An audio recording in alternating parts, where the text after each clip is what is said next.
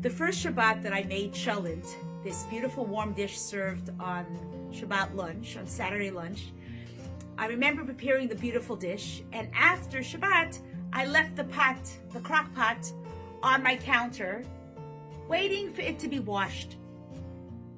Well, comes the next week, and I'm getting ready to make the cholent, and lo and behold, this crock pot had now evolved with yellows and greens, mold everywhere, and the stench was atrocious.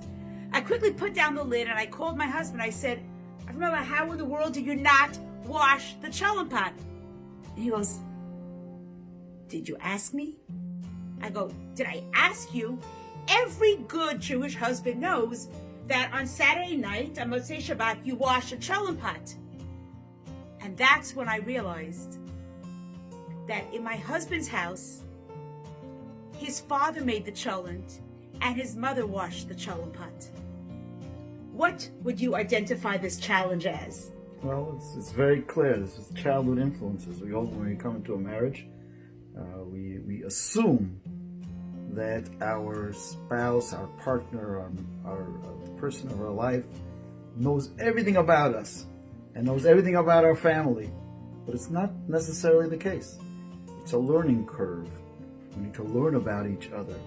And when we marry someone, we come under the chuppah. We're not just marrying a bride. We're marrying her parents, her grandparents. We're marrying the whole tradition that she comes with. Okay. So when I married you, I married the job of washing the cholent pot. That came. Right.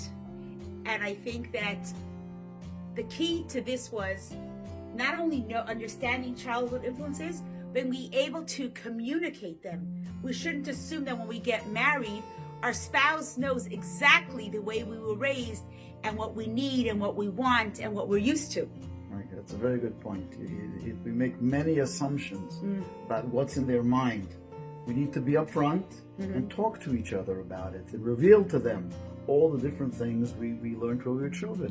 How our parents, dealt with the Shabbat, or they dealt with guests coming home, or they dealt with all the different things that make a marriage beautiful.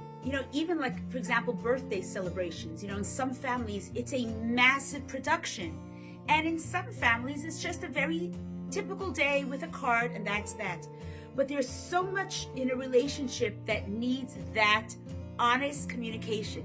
The gift of speech. God gave it to us, and I think we should just use it to its fullest potential, and that will alleviate so many disheartening and just certain aggravation we don't need to have. We don't need, yeah. If we just work on it in advance and we communicate well. Wishing you a great day.